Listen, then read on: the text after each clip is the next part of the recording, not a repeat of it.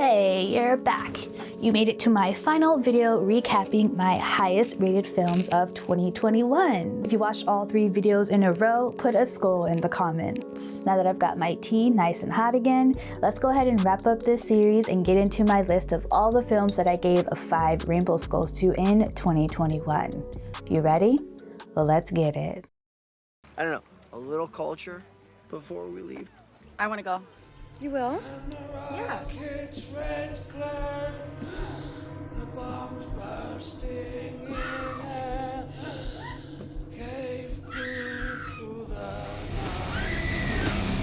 glowed from within, strange and eternal.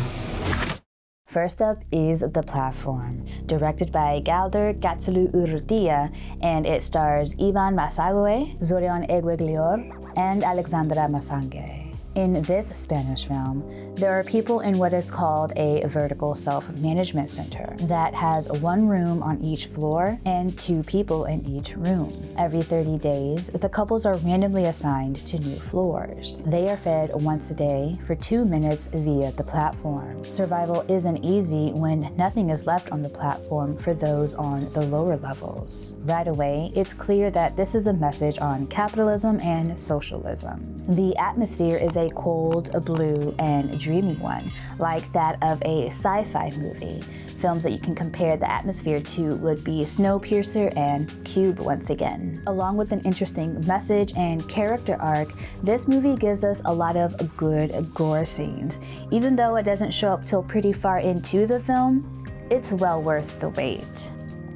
Next up is The Ruins. Directed by first-time director Carter Smith, it stars Jenna Malone, Jonathan Tucker, Laura Ramsey, and Shawn Ashmore. This has been a favorite of mine since it was released. This story follows 2 couples who are vacationing in Mexico. On their last day, they meet a fellow tourist from Germany who offers to take them on an archaeological dig at an ancient Mayan ruin. Unfortunately, when they arrive, they soon realize that there is an evil that lies in the ruin. This film is both psychologically terrifying and has the gore to satisfy any gorehound. The pacing of this film is just right. After the inciting incident, we are watching the inevitable breakdown of this group who is tired, hungry, and covered in their own sweat and dirt. This evil plant movie will have you second-guessing taking hikes on unfamiliar territory.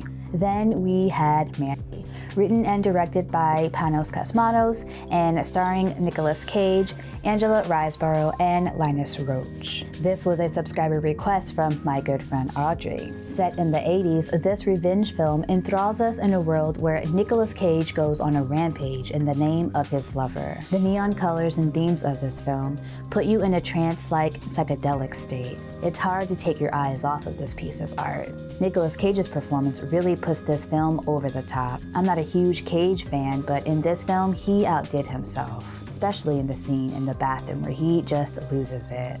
Panos was successful at creating a world that is completely different than the one that we live in, even though at times it does seem like it is the same world as ours. The next film that got 5 rainbow skulls out of 5 is The Hills Have Eyes remake, directed by Alexander Aja and Gregory Levasseur. Wes wanted to jump on the bandwagon of remakes after the successes of Texas Chainsaw Massacre and Amityville. The premise is the same as in the OG version. A family ends up stranded in the desert after crashing their trailer, only to be left at the mercy of the cannibals who live in the desert's hills. This remake is one of the few remakes that is actually better than the original, right up there with the Crazies remake. The effects, music, and sound design of this film really brought it to another level and really set the tone for an eerie and desolate atmosphere. Next up is The Blair Witch Project, directed by Daniel Myrick and Eduardo Sanchez.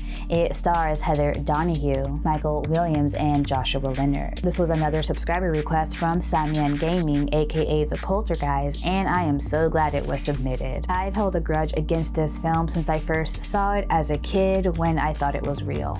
just like everyone else did. But after doing some research, I found that there were elements of the making of the video that made it creepy in a completely different way. This was such a genius film. I am still fascinated when I stop and think about what went into this film to make it the huge success that it was. For those that don't know, this film follows 3 filmmakers into the woods looking for signs of the Blair Witch and wind up getting lost for days. This is another film that will have you thinking twice about hiking in unknown territory. OG Candyman is next on my list.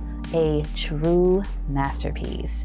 This Clive Barker adaptation is directed by Bernard Rose and stars Virginia Madsen and Tony Todd. This is the tale of the Cabrini Green projects who are haunted by the soul of Candyman, who was once an artist but fell in love with the white woman and was brutally killed by the townspeople because of it. Helen doesn't believe in the urban legend, and the people of Cabrini Green start to think maybe Candyman isn't real, which conjures Candyman back to the projects. This film is a beautifully sad gothic romance, and with only one kill scene on camera, it's capable of evoking a fear that many films fail to do with gallons and gallons of blood. And the last film that I gave 5 rainbow skulls to in 2021 was Scream, another Wes Craven film starring Neve Campbell, David Arquette, Drew Barrymore, and Courtney Cox. Scream follows Sydney as a serial killer targets her on the anniversary of her mother's murder. I knew I was going to review Scream in December when I heard that a 5th Scream movie was going to be released in January,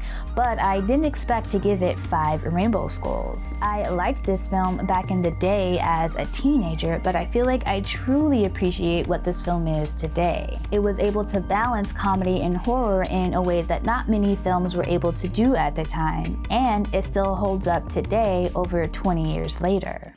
You never told me your name. Why do you want to know my name? I want to know who I'm looking at. What did you say?